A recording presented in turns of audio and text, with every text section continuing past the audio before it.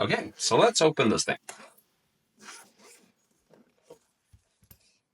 So here we go. Here is the Music Nomad fret tool set. And buying this one has been long in the making for me, and I'm going to explain a little bit why this is so extremely useful if you got many guitars, and a little bit about my specific situation. But first, hello there, I'm Chris. Now, this is going to be a fun session because, like I said, man, have I wanted to get this for a long time. So, a little bit of background. I mostly play guitars, but I ended up getting many guitars. And then I realized that, hey, maintaining these guitars is also a thing that needs to be considered when you buy guitars. So you have a couple of options. You either don't maintain your guitars and you're going to get a bunch of guitars that no longer play well at all with fret buzz and lots of different issues. Or you're going to have to put out the equivalent of probably a new guitar every other year just to maintain all your guitars. So um, I prefer the third option, which would be to get better at fixing the guitars myself. Hence why I got myself this tool set. But it's not the first tools I bought for fixing my guitars. I have a bunch of different tools, and the most important one, and that's probably the topic of another video, is like a fret level tool that allows you to fret level all the frets of your guitar. So pretty much, if we have a guitar, albeit a small one here, but you would level all the frets at the same time. But you only get so far with that method because, for one, it's going to make all or a lot of your frets flat, and that's not really a super cool thing to have on your instrument. You want them to be round so that the touch point with the string is as small as possible. That's going to give you best tone, sustain, and avoid like noise and stuff like that. And it's just the feel of the instrument. If you've ever played perfectly crowned and polished neck with low string action, you know that that's a special feeling. It just makes you want to play, and it makes you play better, I think. So just leveling all the frets won't give you that. It can give you a good string action if done right. But if you want a nice playing feeling, then you need to get down to the details and start polishing the frets. So I've never done that with my guitars. So I have like 5 or 6 guitars that I've applied, or probably even more, that I've done fret leveling to, but I've never ever, or pretty much never, crowned the frets. I should tell you that it's a bit of a lie because I've tried a little bit with just a standard file. But the problem with this is that you have no clue when you're done filing and or when you're done crowning the frets. So what that does is, if you're unlucky, you just ruin everything by um, leveling it too low or crowning it too low, and then you have to redo everything. So to be honest with you, I never really dared do fret crowning the regular way with a regular file because I was pretty sure I would mess up my guitars, and I figured it's better to play with a couple of non-rounded frets but still have good action than to mess everything up and having to redo some fret leveling. Because mind you, if one fret is really low, then you don't have many options left. You have to lower all the other frets. Okay, so that is why I've never dared doing any fret crowning, but no more of that. It is now time for me to start crowning my frets. And for this purpose, I bought this tool set and I haven't used it yet. I just wanted to share my first moments with you with this set. And I'm going to show you the first tool, which was the one I considered before buying the whole set. And that is the Diamond S file. And this is a very cool file because it has two different fret dimensions. So basically, if you have wide frets, you're going to use one side, and if you have they call it narrow median, you're going to use the other side. And they even give you a tool to determine which frets you have. So, I mean, this is very carefully thought through. Yep, that's going to be hard for you to see. But this thing actually shows you if the fret can be considered wide or narrow. And it's done simply by pressing down this little gauge on the frets like this. And then you can tell if it's narrow or wide. So it's narrow on this specific guitar because I couldn't push the gauge all the way down. Again, these are topics for other videos, but I just want to show you the big picture here.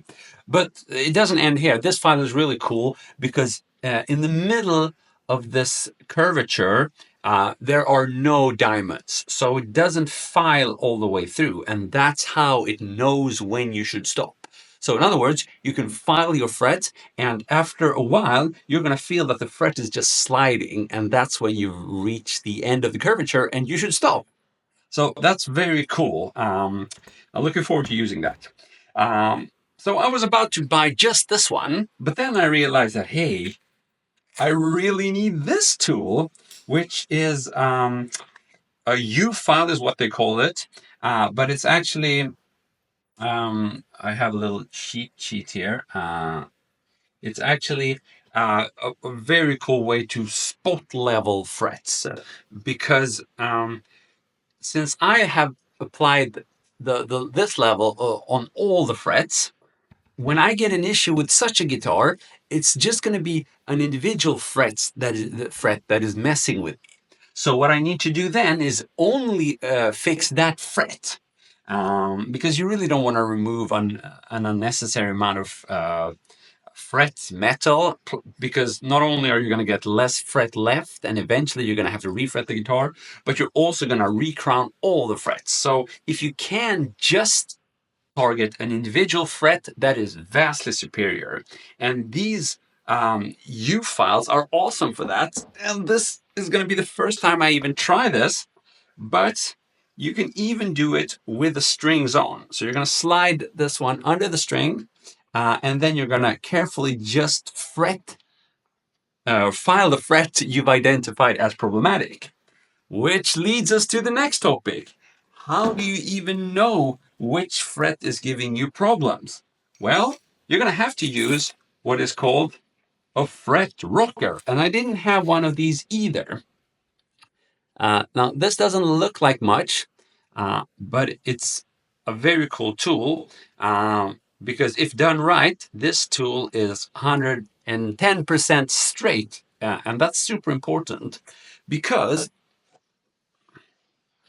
if you have a fret that is buzzing, then what you're going to have to do is try this fret rocker on the frets above, usually, or always, and see if you can identify an area where this fret rocker doesn't sit completely straight. It rocks. If it rocks back and forth, then you probably have an issue. But you cannot be sure until you've tried with this little amazing tool, which is a fret gauge, is what they call it. And just this little thing, I would say, is one of the better tools in here. Because what this does, it gives you a way to measure very small things that is hard to measure if you're not an experienced luthier. So what I can do with this tool is check for gaps. And let me show you. If I've identified a problematic fret, I can't be 100% sure that the fret needs to be leveled down. There is also a possibility that the fret is loose and it has gone up for that reason. And this tool allows me to check that with fret level number 1. I can simply try to slide it under the fret wire. And if I manage to get it in there, it's a safe sign that the fret is actually loose and does not need any fret leveling. That would be a pretty big mistake. Instead, you're going to have to try to somehow hammer it down with a plastic hammer or something. I haven't done that either yet. Hopefully that's going to be the topic of coming videos. And that's just one of 3 things this fret gauge, I think is what they call it. Yeah, fret gauge can do. You can also check, yeah, or actually four things, yeah, because I showed you the application of it in determining the width of the fret, because that is going to be important in determining which side to use with your file. Okay, so I could go on forever. This is a very cool tool set, and they give you lots of different tools for the actual dressing afterwards, which is what this is about. Basically, these are sandpapers that you can just slide onto specific tools that then allow you to work very effectively dressing only the part, the right part of the fretboard, and also they give you these for protecting the wood on the side. And yeah, hopefully I'll be an expert on this in no time. I'm not there yet though. And this is also a very cool thing. It allows you to, with precision, file down the edges of the frets. I'm sure you've tried a guitar that has parts of the fret sticking out, and that's not a nice feeling. It can basically hurt your hands and fingers, and it's just not good. And this file is done exactly for that, and you can adjust it to have two different angles, and it's all good stuff. So I'm going to stop here because, as you probably found out by now, I don't know an insanely amount of things about this, but I'm eager to find out. And I want to thank you for discovering this with me. And I hope you'll stick around to my coming videos where I will actually be using these tools and improving my guitars, playing on them, and having a lot of fun. You've been wonderful. I've been Christopher Dahl. See ya.